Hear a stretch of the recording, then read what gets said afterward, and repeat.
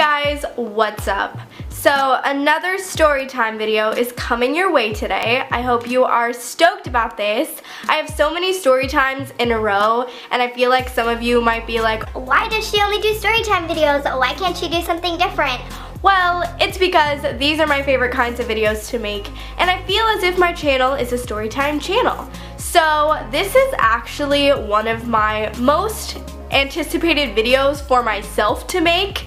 I literally had to sit on my couch and write a list of everything that happened so I knew that I didn't forget anything, and then I knew I was gonna share it with you guys today. This is my crazy stalker strange manager story, and I'm going to explain why I had to quit my job, and it was because of her. So let's get into the story. I don't really want to reveal where this place was, her real name, or the time era, but we are just going to say that this took place in the more recent times of my life, maybe last year beginning, okay? Basically, one of my best friends who I've known since I was a little girl got me this job. She referred me to them, she talked me up to the managers and the owner, and they decided to give me an interview. And I was super excited because this was going to be one of the more professional jobs that I've ever done. This is going to be one of the highest paying. Along with hourly wages, we also got commission. So I was like, this is gonna be a great opportunity.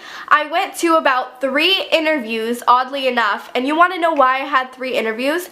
Because the first interview, one of the managers loved me, and the second interview, one of the managers didn't really love me, so they had to have a third interview together, and they decided to hire me. But isn't that a little awkward, like, to tell me that you didn't like me the second time I came through? Like, excuse you? So I went through the long hiring process and I was finally a new employee. And I was pretty excited about this. So the first day I go in, by the way, this story revolves around this manager and we're gonna give her the name Veronica, okay? That's gonna be her alias for this video. So Veronica was not the best trainer. She was kind of new to the management and she was kind of also new to this company, and she was very young. She was a 21-year-old manager. I was not trained the best and I picked a lot up by myself. I picked a lot up by asking my coworkers because we were the front desk girls, so sometimes there'd be 2 of us, but a lot of times it was just me. And sometimes it was just me, the only one. There wasn't even a manager there. Everyone was super nice and I made friends really quick. All the front desk girls became some of my closest friends at the time, and I'm still friends with them today. I have never had an issue with any of those girls, only the manager, who also worked at the front desk. Like, she could easily just take over and do our jobs. She was kind of with us, but she also was above us, of course, if that makes sense. Nothing seemed off to me at first. Like, I never had any bad feelings about her. She was just a really nice girl. And in a way, I did like the fact that she was younger because you could relate to her more. It wasn't like a 35-year-old manager and an 18-year-old girl. I think I was 18 at the time. No, I was 19. It was just a little more close in age and we could get closer together. So it was fun. She became really close to me, actually. Now I'm just gonna add this little portion into the video. There was a girl next door and she managed the store as well. And the thing that I noticed was that the manager would come over all the time and visit Veronica. So this woman manager from the other salon would always come to visit Veronica. So I got the sense, and I was eventually told, that her and Veronica were the best of friends. I would always see her and Veronica leave in their car together. They had a puppy together. The lady would always ask when Veronica was getting off of work because she needs to take her home. They need to do this and that. And it was almost unnatural how close they were. Like, yeah, I have best friends, but we don't live together. We don't have a puppy together. I don't drive my best friends everywhere. Like, we don't carpool everywhere we go. They were literally glued at the hip. I always had a feeling that there was something going on, like there was a lie being told, but I wasn't really sure. So we will revisit this part of the story in the future of this story. So life went on and I really got close with Veronica.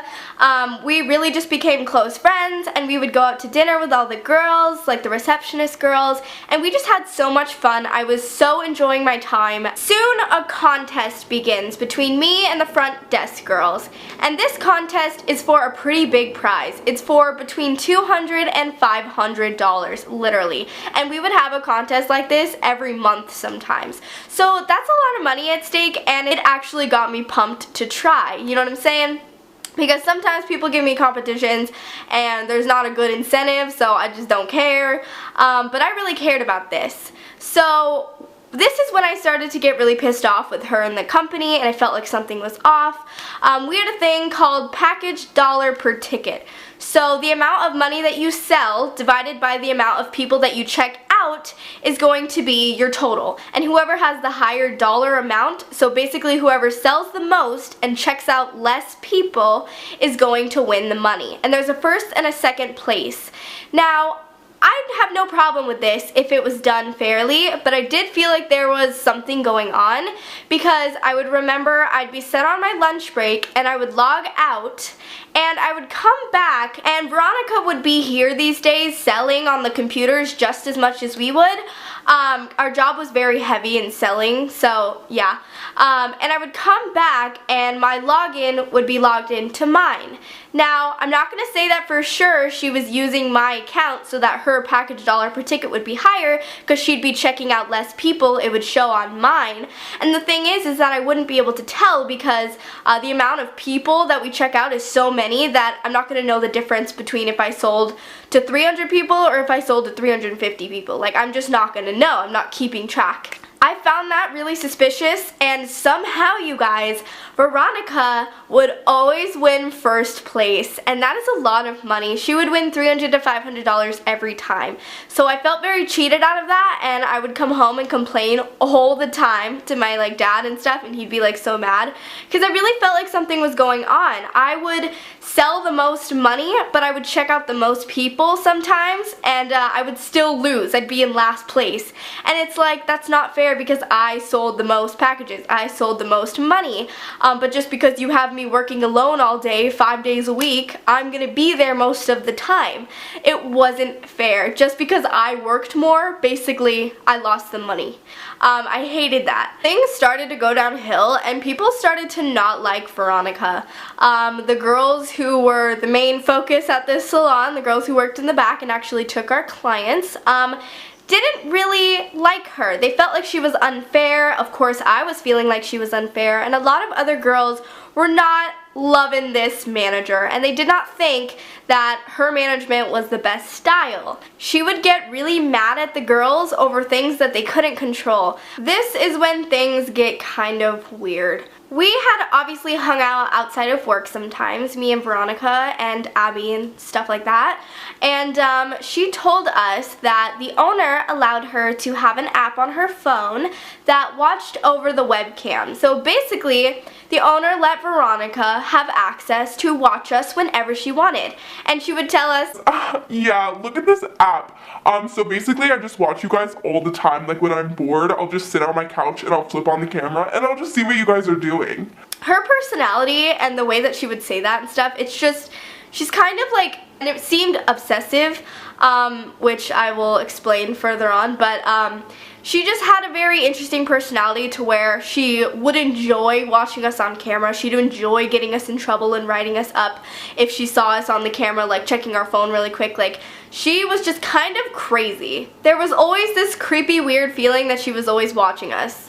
One night, me and a lot of the girls, including Veronica, went to this creepy dive bar in the area that she lived in, and she ended up getting super, super drunk and admitting to us, so this is the part of the story where I explain what happened with the manager next door. She explained to us that they are actually married. So the girl next door who would come over all the time, who we were told was just her best friend, was actually her wife. So me and the girls already had kind of a suspicion of that. So I was like, okay, yeah, like, we already knew, don't worry about it. And she just laughed, and it was fine. But I just don't really understand why they kept it a secret. So the married couple of the two girls that work at each salon lived together in an apartment really close to my work. Soon after, Veronica begs me and Abby to move in with them.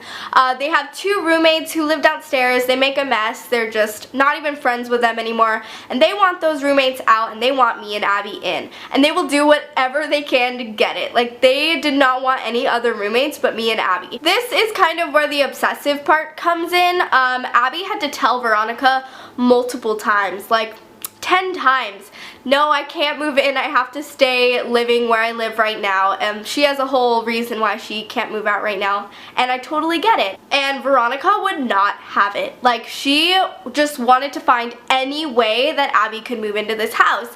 And of course, I was a little more open. Like, I was making a little more money now. I still lived at my dad's, which is where I live right now. And I thought, you know, maybe it would be a chance to get out on my own and see what it's like. And it wasn't that expensive in the scheme of things.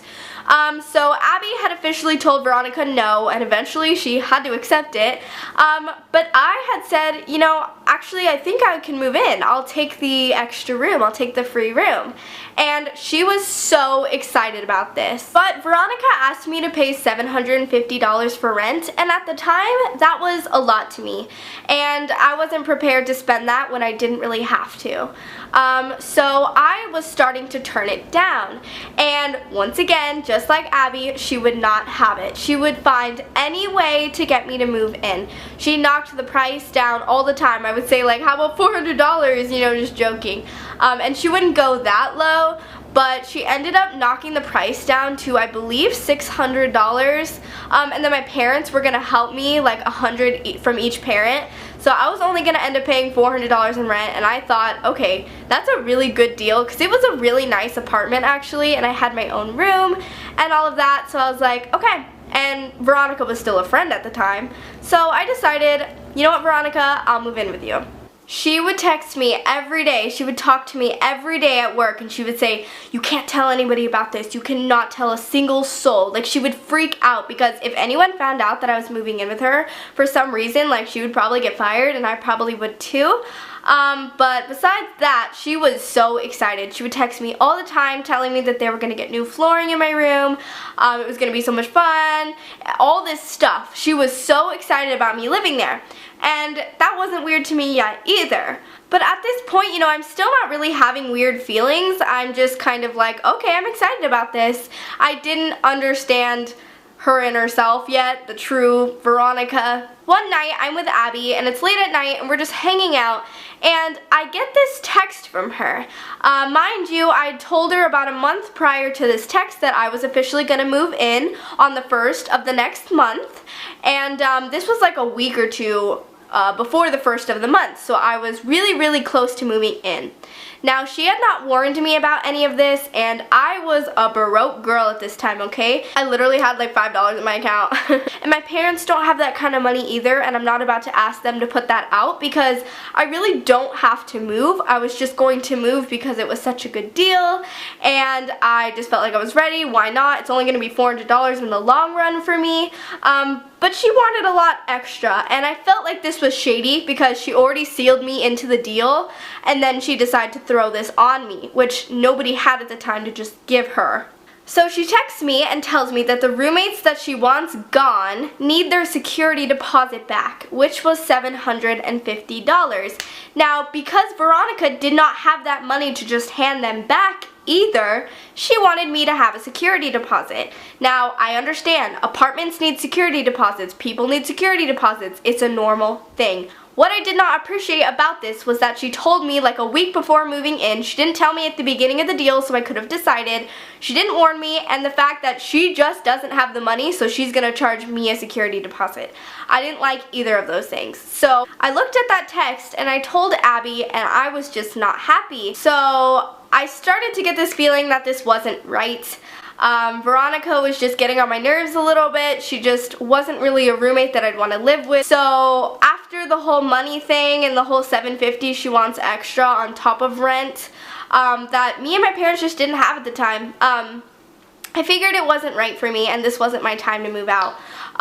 So I kind of took it as a sign that I shouldn't be moving in. And the second that I told her that I might not be able to afford it and this might not be right for me, I might not be able to move in, things went really south and she got crazy. She's obviously very angry that I don't want to live with her anymore.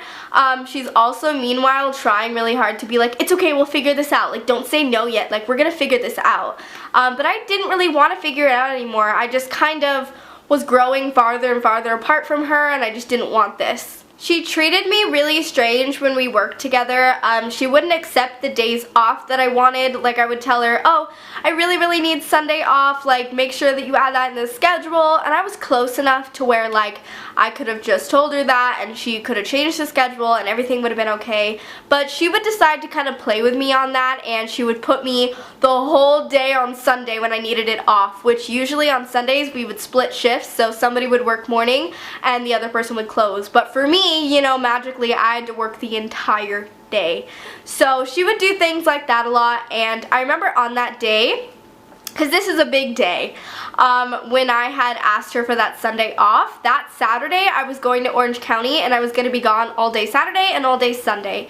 And so I texted her on Saturday saying, like, girl, I asked you for Sunday off, I really need Sunday off. She texted me back a pretty mean text message, and the sad thing about this, because I usually show evidence and I show texts and stuff, I have deleted all of her texts and was saying, like, do it right next time, I'm not going to be able to guarantee you these days off, like, it's Sunday, blah blah blah. And she just started to feel like not a friend anymore. It started to feel like a real strict bitch manager. And I didn't like that. So basically we kind of got in a fight, not really a fight, but she told me basically never do that again, do it the right way, like, you're not doing it right, you know, you need to tell me, you never told me. And it's like, girl, I told you a week prior and it's one day that I needed off, like, calm down. So she was just basically being rude. And we know why this is happening, because she's obviously pissed off that I had to cancel for her fault because she didn't tell me about this security deposit like a week prior to moving in. The thing about that Sunday, which was the big day, was that she still made me come in. So she didn't still give me that day off and just be mad at me. She still made me come in. She gave me until 12, which is noon, and we opened at 10. So basically I got 2 hours free time. Wow, so amazing. But I had to come home and ruin all my plans. So I was very angry and already on edge that day anyway. But this is what happened. So I come back from Orange County, I get to work at noon, and I'm working, everything's fine, and then it's time to start closing down. So Sundays are extremely slow days. It was a lazy Sunday afternoon, barely anybody was out, we had barely any customers that day, and we had no customers left on the books. So we had no reservations, there was nobody coming in that we could see, they would have to be a walk-in. So nobody has come in for a couple hours, and it's just dead. And we closed at 6:30 that day, and it was about 6:19. So I start to close down. I'd already been closing down because me and the girls had a habit of getting things prepared because we had a lot to do when you close the store. And we would do it like if there was nobody there a couple hours prior to closing, you know, we would do a lot of the things that we could get done. So we would do that, and I had done almost everything. But I had been cleaning and mopping, and I did all my proper duties. I decided, which of course is slightly in the wrong of myself, to do 2 things a little bit wrong. So I turned off the lights a couple minutes too early, and I closed the register 30 seconds before we closed.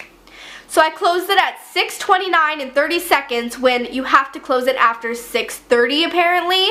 So basically a walk-in would have had to walk in at 6:29 and 30 seconds to still be taken, when that is not the case, because we have always been told, and it is the rule, they have to come before the 10-minute mark before we close.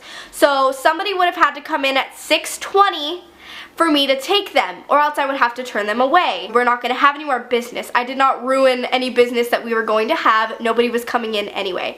So I did a couple things a little too early, and guess who was watching on the security cameras? Veronica. And this was her chance to catch me doing something bad and fire me. You know why? Because she would fire any girl that she didn't like. She didn't like the way somebody was. She didn't like their personality. She decided she didn't want them anymore. She'd get them fired. I watched about 2 or 3 girls get fired by her. and she would laugh it off. This is these girls' jobs. This is how they get paid. This is how they pay rent, pay their car, and you think it's a joke to fire the girls that you don't want. That's how immature this 21-year-old manager was. So I am fully aware, I am 100% positive she was watching me to look for anything that I could do wrong so that she would have an excuse to fire me because she was mad about the whole moving situation and we just weren't friends anymore. This is getting me a little heated, I can't lie. So, on the ride home, I'm driving home and I get a text from Veronica and it says, check your email, period. That's all it says, check your email. And I know something is up, and right when I read that text, I'm like, oh, screw you, bitch. You're done. And I just am expecting something. I just knew. And so I get home, I check my email. I'm already crying to my dad because I say I'm done with this job. I'm done with Veronica. I check my email, and there is pictures of me when I turned off the light and just pictures of me at the register. And she addresses me, good afternoon, Olivia. I'm going to inform you about what you did wrong. Like, it wasn't exactly that. I can't remember what the email said, but she was belittling me, kind of acting like super professional, like, you know, we're not friends anymore. She hates me, so she can be a total belittling person to me. She can just act like an idiot. Like, the way that she was talking, good afternoon, Olivia, like, she was literally like the devil. So each picture of me had a caption on it, and it would say, this is you turning off the lights at blah blah blah time, and this is you doing this at this time, and it was so rude of an email. It was disgusting. It was showing me everything I did wrong. She was basically showing me that she had proof to show the owner, or to show herself because she's the manager, to get me fired, and that's how I took it. And I started freaking out. I was so angry. I told Abby about this, and she was actually working at the other location close by. And she had told me, and all the other girls know, that she had done the same thing that day. And guess who didn't get in trouble or even get an email or talk to? Nothing. She didn't give a crap about what the girls are doing at any other store. She was watching my store, my camera, me. She knew I was there. She wanted to get me in trouble. So that infuriated me even more. I decided that night that I was done with this job. I never wanted to go back. I never wanted to see her face again. I was just done with her shit. Like, she was trying to obviously sabotage my job there. So yeah, I emailed the owner and Veronica the next morning, and I said, I'm done. I mean, it was a really nice formal email of me putting in my resignation letter, you know, or me putting in my resignation. I was quitting. I did it right, but I definitely quit the next morning, and I never went back. I never have talked to her again. Never talked to her again, and I'm kind of happy about that.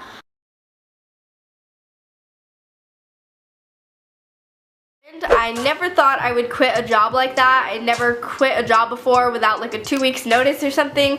So very, very strange. But yeah, that was my crazy stalker manager who had sent me pictures of myself working and had like begged me to move in with her and all that stuff. It's a very strange story. I found this pretty interesting. I thought you guys would enjoy it. It's something a little bit different than like a bad date story or anything like that, or a story about a guy.